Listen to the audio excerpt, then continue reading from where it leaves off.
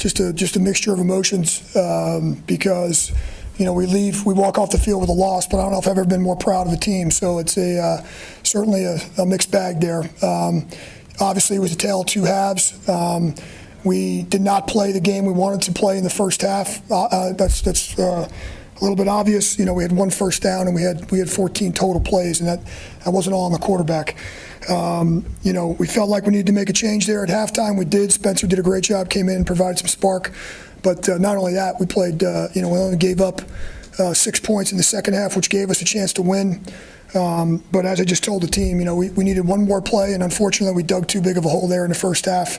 We dug a 14-point deficit. So, listen, when I took this job on my first day, I told everybody that we weren't going to lack passion and we weren't going to lack fight and we weren't going to be boring to watch. And I've never seen a group in there fight harder, be more passionate, and certainly that was an exciting second half of football. I wish that we would have duplicated it for two halves, but at halftime we said, hey, we're going to find out a lot about ourselves and how we're going to respond, and what kind of fight we are, because that's what we've been talking about for these last 5 games in 6 weeks. So, as I just told the group, I have been extremely proud of the way that everybody in the locker room has handled the situation in the last 6 weeks and the last 5 games. And I didn't think I could be any prouder, but I was as proud as I've ever been walking off the field today, because that was just an unbelievable fight to the finish, and we were just one play short. So with that said, I'll take some questions. After watching both of them play, like in hindsight, how do you look at your decision to start Jake over Spencer? Yeah, listen, I think Jake's first half comes down to a couple of plays. One, he completes that third down ball to Cedric for a big play, and we're gonna have really good field position, and he gets called back for holding. And that was a huge swing, because we got sacked on the next play. So you guys can look it up. That's like a 40-yard plus swing in the game, and that might change the whole entire half for Jake.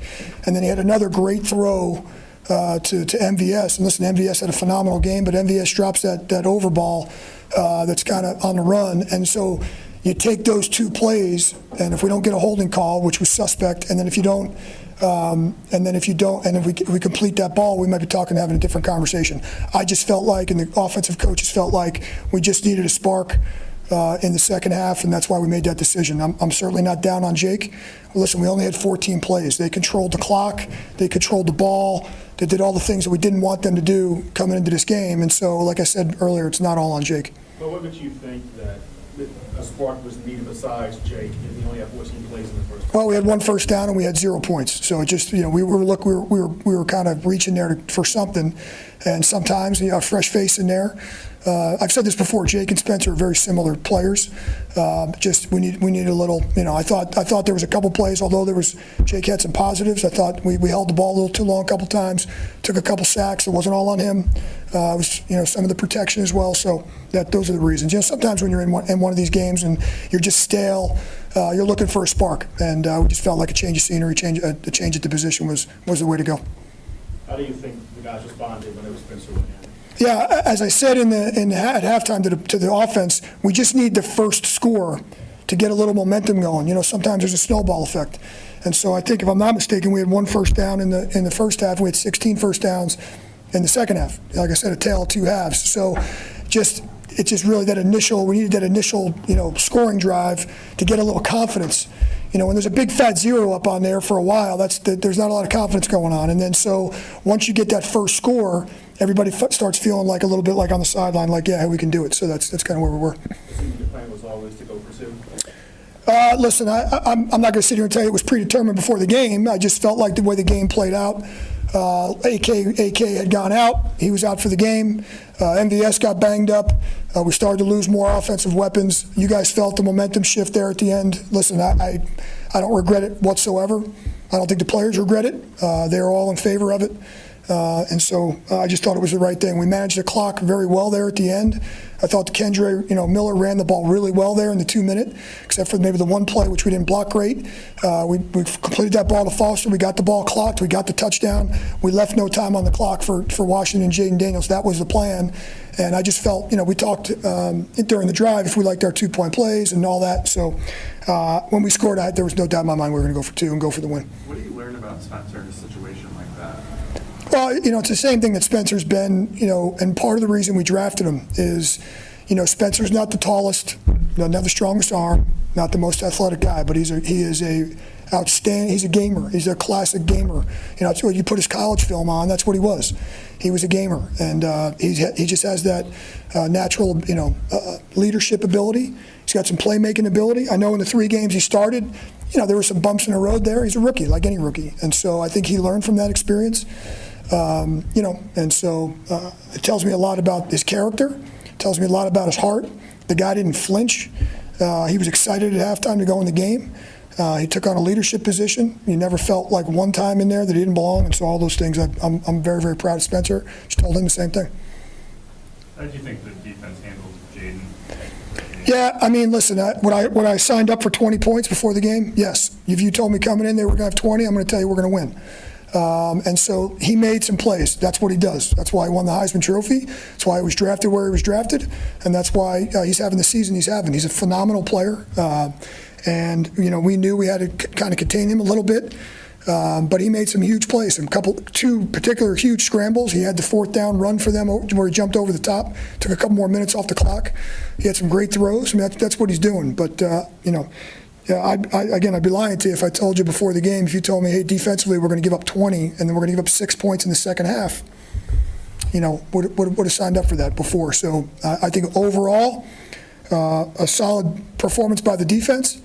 And, but Jaden Daniels, he's going to make those plays. You're going to hope to contain some of them, and he made a few on us in crucial moments. Yeah, I imagine it's even harder for Spencer Rattler to come in a game like that without having appeared in a game since week 8 or taken any first-team reps. What do you think it is that allowed him to get so comfortable so quickly? His preparation. I think that he came into this game knowing that we did give him some reps during the week. He had the whole menu of plays, and a lot of times once we decided that Jake was the starter, Spencer prepared himself like he was going to be. You never ever see never a bad attitude, never never sulking, anything like that. This guy's a pro at a very young age. He's been through a lot. Obviously transferred around in college, and he's been in a lot of systems. And it's a credit to him. He's a resilient person, and that showed today. So again, ultra proud of him. And is there anything he was going to obviously the team was also struggling to run the ball at all in the first half, had a lot more success in the second half. Was there an adjustment made, just any improved performance, anything? Well, I mean, listen, we only had 14 plays, and it's hard to grade the body of work in the first half because we had some penalties mixed in there. We had some negative plays mixed in. We got behind the chains. We had third and seemed like third and double sticks a lot of times, and so it's hard to get any. We just got no momentum going there, and so that's kind of where we were in the first half. So, Darren, at the end of the third quarter, what was the discussion with the officials? The field goal getting missed, and then it got totally mismanaged. So. They had the diving catch. I didn't agree with it at all, the way it was done. So we had the diving catch, and I wasn't sure. I had the challenge flag in my hand, and I was talking to the sideline official, and I'm looking at the clock, and we're discussing it on the headset about, hey, the quarter's going to end here. They're going to take the quarter. And I got the challenge flag in my hand. I'm trying to figure out and communicate with up top whether or not we're going to challenge the catch or not. And I'm talking to the official, and I'm saying to him, hey, I might challenge this. Hey, the quarter's over, the quarter's over, the quarter's over, the quarter's over, the quarter's over. For about 4 or 5 seconds, they let the play go. He misses the field goal. So whoever's in charge of shutting the play down, they obviously let the play go on. And so the explanation I got is it's a replay assist situation. The play shouldn't have been run because the clocks were at 0. The clocks were at 0. The clocks were definitely at 0. The quarter was over, but the officials missed that, and that's why the play was allowed to go on. That's where my gripe is. The play should not have been allowed to go on. They gave the field goal kicker basically a freebie. They gave him the miss hit. And so I've been coaching kickers for 30 years. You give a guy a warm-up shot, he's got a pretty good shot of making the second one. The success rate goes through the roof when your guy gets a second chance. So that's where my gripe was, is that it was a management, game management from the officials, operations. I'll let the league handle it, but I hope that everybody else gets held accountable in this league. I hope that the people that mismanaged that get held accountable too, because it was completely mishandled. You obviously disagreed with the call against Peyton Turner as well. Did you ever get another look at the replay? What made you think I did disagree with that? They caught that on camera. Yeah, I disagreed. You guys saw the play, so yeah, I'm skating on thin ice as it is. So I'm gonna bite my tongue, but I disagree with the call. Yeah, but it's a shame that 7 points in the game, because it was a 1 point game. So it's a shame that 7 points in the game come down to a penalty on a field goal block and a quarter that was over and they let the play go. That's just a shame. So that's not a criticism, it's a shame. What was the penalty that they called? The explanation that I got is that Peyton Turner crossed over the long snapper and his back leg brushed the head of the long snapper. That's the explanation that I got. So, the long snapper is a defenseless player. There's no doubt about that. If anybody is in favor of that, it's me as a special teams background guy. But they said that they showed the replay briefly. I'm going to have to go watch it. I'll come up with an opinion for myself. But that's on the replay that I saw. That's not really what I saw. So. Darren, just so that we know, with the quarter ending after that missed field goal, were you still able to challenge that play if you wanted to, the catch beforehand, or with the quick break are you no longer allowed to challenge? No, since that field goal was technically a no play, then I would have been able to challenge it. We saw multiple views, and the feeling I got from the guys that are in charge of that up top is that there was no clear view that was not a catch. So I saw the play on the big board. I didn't really see a great angle, but there was multiple angles, and our guys that handled the game management stuff and the replay stuff felt like there wasn't enough to overturn that. So. Derek asked Yeah, I'm not going to get into Derek. Derek's still on the injury list. He obviously was inactive today. He's still out right now, so I'm not going to, he's going to be listed still with the same injuries. Yeah, I'm not going to get into all the details on that. So he didn't have a practice. But that's it. What was the instant review on the 2-point conversion play, the decision to go with that play call, how close it came, or whatever it is? Yeah, I mean, every game you have a couple of a few 2-point plays up on the menu. I just felt like Clint and the offensive staff felt like that was our best call. Listen, it didn't work out. It is what it is. So, phenomenal drive getting down there and phenomenal drive getting us in a position to win the game, but unfortunately we didn't execute that last one. Am I rolling him out? Touchdown catch? I'm sorry? Did Al get hurt on the touchdown catch? I think that's where he initially kind of felt something. That's what it sounds like from our medical staff. I'll get more information. He's going to get some imaging done and stuff, so I'll have more on that later. On that 2-point attempt, by rolling Spencer out, is that kind of trying to play to his strengths in a situation like that? I think it was more. I think Matt was more the play call that we liked. Spencer can obviously does a great job with the drop back stuff too. But in that specific situation, we felt like we knew the defense we were going to get. Felt like that was our best play call. I'm not sure if we got a Kool-Aid McKinstry updates and it happened late in the game. Yeah, all I know is if we had gone back on defense, I was told that he would have went back in the game. I don't know all the details of it either, but I was told during the game on the sideline that he. I was just told. I was told he was going to go back in the game. It was a stinger, Riz. Thank you, stinger. Darren, how much was the decision at the end to go for it based on just feel and momentum, and how much was based on you all were going to do that maybe before the game? Yeah, Jeff, I really think two major factors. One, the momentum. We had gained all the momentum back. I felt like if we kick the extra point and we go to overtime, now who knows who gets the ball? Jaden Daniels is a phenomenal player. Kool-Aid had gotten banged up. AK had gotten banged up. MVS had gotten banged up, and I'm just kind of looking and saying, this is our chance to win the game. And so it was probably number one a momentum thing, and then probably number two more of a personnel where we were in the game, and if you told me at halftime that, hey, the last play of the game, you're going to be throwing the ball to win the game, and so, with the way the first half went, so I just felt like at that point, listen, I know there's the old adage about, go kick the extra point at home and go for 2 on the road and all that. We would have went for 2 in the Rams game too, just the way the game's played out. Now, if we had been scoring and the score was 45-45, it might have been or 45-44, we kicked the extra point, maybe a different scenario. But just with where we were, I just felt like it was the right call. I don't regret it. When you took the job, that you were going to be aggressive, that's the way you are naturally. I mean, does that feed into the same mentality you want to show your players? I think so. I don't think there's a guy in the locker room that regrets that we went for 2. There's not one guy in there that didn't want to do that. The whole sideline, believe me, there was plenty of opinions. I got to make the final decision, but at the same time, I don't think there's zero. I have zero regret. I don't think the players do either. We were in a position the last play to win it. We got 1 play from the 2-yard line to go win the game. And with all that momentum, I just thought it was the right call. So. Darren, you spoke last week about sort of the clean slate for guys like Kendre Miller. Yeah. 2 weeks in a row, he's had nice days. What have you seen from him? I'm extremely proud of Kendre. I'm really proud of Kendre because of the way he's handled the last couple of weeks. He's kind of just tried to block out all the outside noise and work hard, work on the things that he needs to work on, ball security and pass protection and the mental. He did have 1 mental in the game earlier in the game. I kind of got on him because we had to burn a timeout because we were in the wrong formation.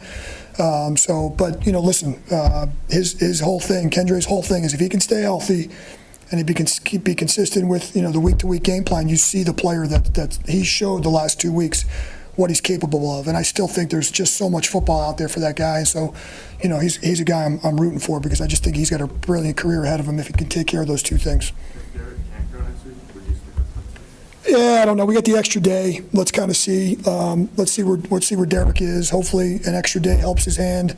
Maybe heal a little bit more, and we'll kind of see if he's got function and that kind of stuff.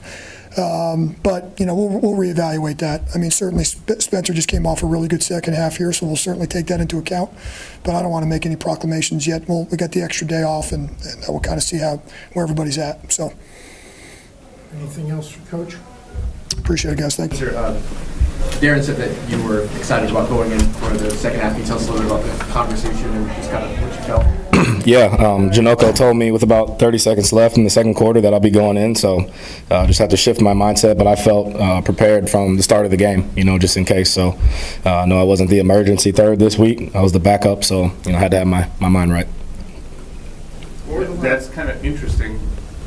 Lots of other questions, but this is the first time you've been the backup quarterback in the game. Did that change how you prepared or did anything? No, honestly, didn't have a lot of time on task this week, with the guys. So just had to come out of halftime and trust in what they do. I mean, these guys are incredible. Proud of how they fought up front, wide out, tight end, everybody, running backs. So credit to them. Is there anything that was beneficial about kind of, cheap expression, thrown into the fire or whatever, you know what I mean, that they just got to go out there and kind of play on instinct a little bit? Well, I think we had some more guys in healthy than last time. I think that's big. Eric, Caesar, Lucas, having MVS out there, Kevin, all these guys, said, Kendre, AK for most of the game. It was good to have all those guys out there. Defense, same thing. Played lights out, I thought. Kept us in that game, and, we were 1 play away. What did you see on that 2-point conversion? I thought Juwan got held, but, it's good players in this league. It's tough to make those plays, but I like the aggression. I like what we did there. When did you know you were going for 2? What's that? When did you know y'all were going to go for 2 if you scored? We knew before the drive. We wanted to go down there and win the game. I think that's the mindset our whole team had. I want to say proud of the team because nobody flinched that whole game. At halftime coming out, nobody flinched. We believed that we could come out and go win the game, and we were an inch away. So, got to be proud of that. Just all that 2-point conversion, just what did it mean to you to know that they were willing to make that call with you in there? I mean, you came in the second half, rookie, right? Mm-hmm. There's a lot of things that are part of that. Yeah. They still wanted to do that with you. No, I loved Clint's aggression in that second half. I thought he called a great game. I thought the guys played really well up front. We protected the ball, moved the chains. Groupie made some big kicks. We wanted to finish with 7 points, obviously, down there, but Groupie came in, knocked 2 down, and gave us a shot. And we went down and scored. Foster had some big-time plays. Kendre had some big-time runs. O-line blocked their butts off. So, again, credit to them. What was your approach on that 2-minute drive when it comes to poise and patience? I mean, you used every bit of clock that was left, keeping the patience to not try to just start throwing for the end zone, I guess. Yeah. I just think playing ball, understanding the situation, getting mental reps throughout the week in practice, seeing how 2 minutes, manufactured how you're supposed to run it. I thought we ran it to a T and went down there with no time on the clock and had a chance to win. So it was an impressive drive from the guys, great calls by Clint, and great job by the defense setting us up to get that drive. What did it mean to get another opportunity after the way your first 3 games went? Yeah, I knew I'd have to be ready no matter what. What I'm learning is this league is crazy, man. Could be one thing another week and something new the next. So just always staying ready. I think that's what it comes down to. And then I think this time I just went out there and played my style of the game. Wanted to, cut it loose, play free, and was happy Clint, had that trust in our offense to go down there and execute and set up a chance to win the game. Was it harder to do that the first 3 times? Like I said, those were really good teams we played those first 3 times, and we had, a lot of injuries. You can see the injury report was a lot smaller this week, so that's a good thing. Spencer, what does a game like this do for your confidence? I think it's great to get out there and prove something. I've kind of just been sitting back, just watching how Derek plays, watching everything, learning. I think it was good to sit back and watch how it's supposed to be done for a few weeks. But again, third guy, second guy, first guy, you got to stay ready no matter what. So credit to Coach Dinoco, Clint, for preparing us throughout the week. He did a heck of a job this week. Does it validate your performance? I mean, your preparation? You can come in a moment like that and perform? I mean, yeah, that definitely gives you confidence. But you got to do it over and over. Didn't have any reps with the ones this week, so to be able to go out there and have that connection with them, I think that's big. Just to be able to adjust, to the things going on. So again, it wasn't just me. We got 11 guys on the field, and like Rizzi says, 1/11th. I feel like everybody on the offensive side of the ball, did their 1/11th that second half. You mentioned before that if you got another opportunity to go in, that it would look a lot different. Is this closer to what you expected from those first 3 games? No doubt. I was confident going in, and felt prepared. I don't think we took any sacks. O-line did a great job. We ran the ball pretty well. Converted when we need to on third down. I think we were great on third down in the second half. Just got to still finish in the red zone. I mean, there were still some plays out there to be made. I think trying to force that one into Juwan up the seam. Lulu, number 4, made a good play on that. Should have put more touch on it. And just thinking of other plays. We could have definitely been better, but we gave ourselves a shot, and that's credit to my guys. How important was the 3rd and 10 pass to Dante on your first drive? That kind of got things going, but I guess maybe how confident were you to make the throw in the first place? Yeah, confident. Coach Dinoco prepares us for that look every week. We have that play. Looking at MVS first deep, they took that away, and we've seen so many clips of them bending that in on the dig, and Dante made a great catch. I actually threw it a little behind him. He made a great catch and got upfield, and it was a big conversion. And then obviously Cedric with the dime to AK, great catch there. Get some juice going, get some sparks going, momentum, and that was great for us coming out of half. What was your reaction when you saw that play come in? I honestly knew it would work. We've been holding that one in the holster for a little bit. Happy Clint called it. It was the perfect time to call it. Spencer, just knowing that Riz was going to go for 2 if y'all scored there, I mean, do y'all like the head coach, the aggressive mindset, and knowing that he's going to go for the win in that situation? Like, do y'all appreciate that? 100%. I mean, sitting at where we're at, we got to go out there and win the game. And I love the aggression. I love the mindset. I think you need that. Can you tell us a little bit about what you saw in the big completion to smart plays. Yeah, that was the exact look we repped this week. The defense is a really good defense at hiding their shells and holding to the last second and snap of the ball. They got to that too high and knew the middle of the field was going to be there. Honestly, took probably one or two more hitches than I needed to and made it harder on myself, but Quez made a great catch, and O-line blocked just enough, and, that was a big-time catch by him. Thank you, Spencer. Thank you.